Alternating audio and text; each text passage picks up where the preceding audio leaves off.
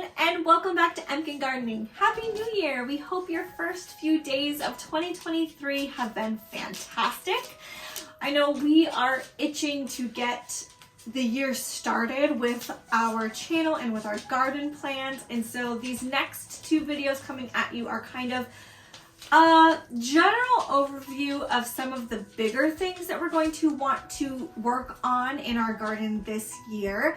Now, of course, we're going to have a ton of other things planned that we want to keep surprises for you all, but these will be some of the main things that we are going to try to focus on this year. So we're going to break this into two parts. This first video is going to be all about the front yard, and then the second video is going to be about the backyard. Again, we live in a downtown urban setting, so our yard is not very big in the front or the back, and yet we were able to do quite a bit. So I hope that that is inspiring to anyone who is in a kind of a smaller gardening setting, that you can do quite a lot and make things really beautiful even with a smaller space. So some of the big things that we're going to be working on in 2023 in our front yard is going to be irrigation. This is going to be a big project. However, it's going to help out a lot in terms of watering. We have one water faucet for our whole property, and our hose link gets the front and the backyard easily and very smoothly. But we just want to be a little bit more efficient with our watering schedule and the time it takes to water. And I think a big solution with that and a big consistency for water is going to be solved through irrigation. So we're going to try to set up irrigation, hopefully in the border of our front yard. The only spots that I don't think are going to be able to be irrigated is going to be the little tiny bed under the mature cherry tree, just because we can't get the tubing over there easily enough without interfering with mowing and all of that stuff. So that huge border though will cut back a lot of time on our watering schedule, and I think it's going to provide a lot of consistency for those plants as well. Again, this is a big project. It's going to be probably a couple videos because there's just different sections to the yard, and there's a lot of little parts and new equipment if you have never set up irrigation before for your own gardens. So that's going to be very fun, and that's something that we have been looking forward to since we bought the house. We knew that irrigation was going to be something that would be very beneficial. And there is a chance that we can get irrigation into the backyard too. So we might be able to do that. I don't know, we'll see. Another thing that we're going to be doing is creating some new designated beds. So in our crab apple tree bed, that little tiny space, it's just outlined with some black rubber bordering that we just picked up at the store. There's nothing formal about that bed, and we would like to create that bed into a formal space.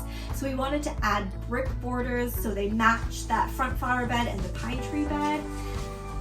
And it just breaks up that bed from the lawn, that nice, clear, designated space for a garden bed. And then we can fill it in with a little bit more of the lower to the ground flowers that can maybe spill over as well, and we're not too concerned about them going into the lawn and causing trouble when we're trying to mow and all of that stuff. So that's one thing that we're going to be doing, and that creating garden beds and garden spaces that's Ryan's neck of the woods. He does a very, very good job when doing that, because you have to kind of level it and make sure it's nice. You want it done right so that you don't have any issues later on. So that was one of the beds we want to create.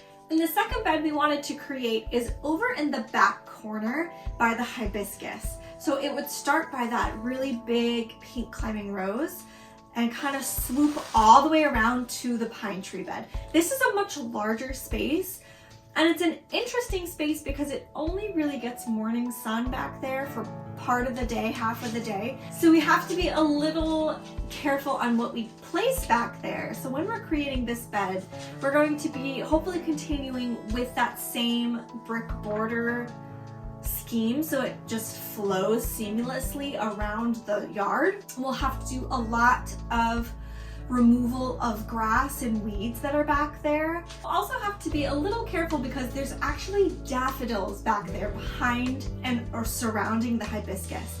So when we were making that bed for the planting of the hibiscus, Ryan did remove all of that grass to plant the daffs. However, grass spread back in and we have a lot of those clover type plants that have kind of taken over back there as well. So we'll have to be careful when removing all of that to make it a really nice space. But we have some plants that are not fitted to be in that spot either that will need to be transplanted into a different spot in the garden because the sunlight is not what they need. So that is a much bigger space. It's a much bigger bed, but I think uniformity wise, it will be important for that to kind of get done as well. And then some of the things that we wanted to put in the front yard, we also wanted to start in the backyard as well. And those were some water features. Water features are such a wonderful element in your garden. We have a bird bath, but that's about it for the water features that we have. So we would love some flowing water that typically is either solar or through the electrical outlet that's out there. But there's so many beautiful different types of water features, not just big fountains, because again, small yard, but there's a lot of little elements that we can put here and there that really make a difference. So we want to add some water features to the front and back, along with some stonery. Stonery is another classic look in the garden. It can have like this more antique-y look sometimes, or mysterious look to it. It also adds a lot of winter interest because it's obviously there year-round and looks beautiful in the snow. There's just something that I've always wanted in my garden space. I don't need anything huge, you know, that is like this main feature of a garden bed. I don't need anything like that, but something like tucked in that might give it a little bit more, I've always wanted. So I think we're going to try to add some stonery in the front yard as well as the backyard and see how it goes, how we can transform our space even more and get more creative with the area that we have. One more thing that I think is going to add a lot to the front yard, we want to add some light features as well. With the winter containers that we just did, it was very clear to me that I really wanted light in the yard, in the garden beds. So I think this year we wanted to add some light features amongst the flowers. And I think the best way to do that will be solar. But I have some ideas on how I'm envisioning it to look, and I really like it. It's going to be very like fairy-like, and I think it's going to bring a lot to the yard during the spring, summer months at nighttime, just like how beautiful it is in the wintertime when we have our Christmas lights up. Obviously not as formal and big as Christmas lights, but just some light here and there I think would add beautiful, beautiful touches. And then the last thing that we are going to include in this video is actually some of the roots plans. Again, I have this wonderful partnership with the school that I teach at, and I did a garden bed for them last year. I'd really like to formalize that garden bed a little bit more and also move into the other areas in that schoolyard space, the different garden beds that they have. They have quite a few garden beds over there that I really want to get my hands on. So how I'm planning on doing this is actually through a tool that Proven Winners has. So Proven Winners has a tool that you can go to their website, and if you scroll all the way down the page, you can find something that's called Proven Plant Pairings. And if you click on that, You can click on try it, and it'll take you to a page where it asks you for your area code, and that'll show you your garden zone. So once you do that, it'll take you to a page for how much sunlight you need. So this is a great opportunity when you're getting started on a brand new bed, like we will be doing for some of the beds at Roots. So we know that they're in full sun, so we can click full sun. Then you get to pick some color schemes. So you can pick 2 of these color schemes. Let's just say purple and yellow.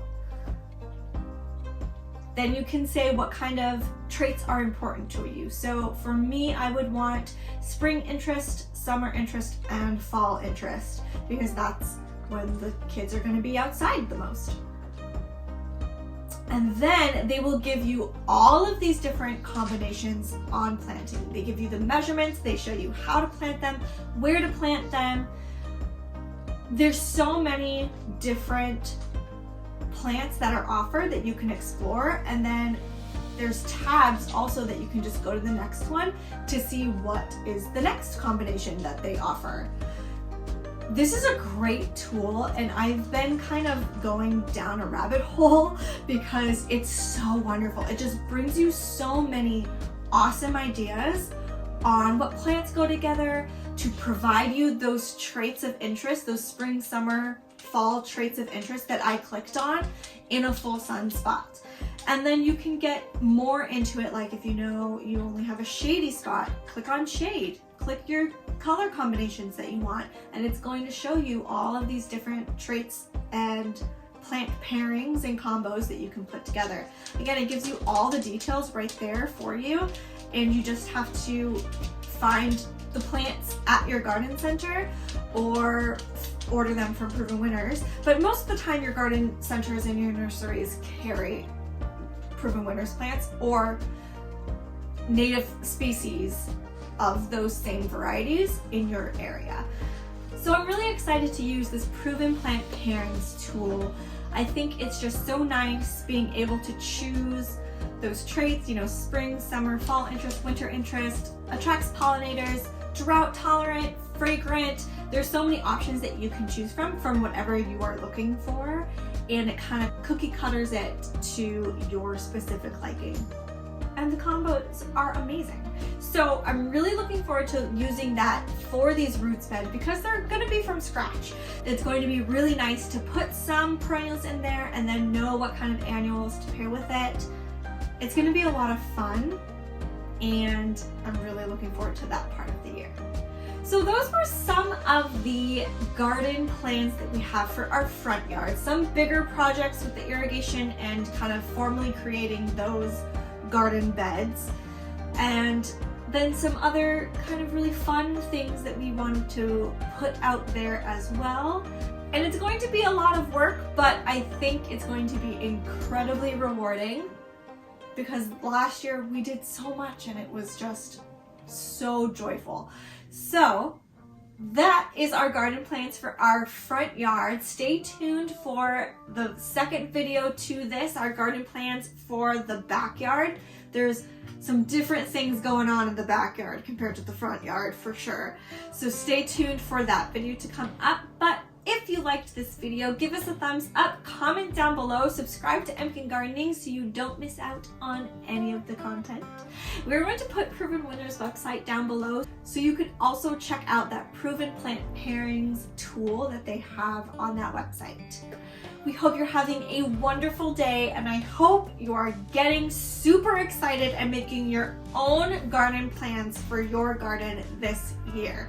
2023 is going to be a big garden year. I can feel it. So I hope you are ready as well. Bye.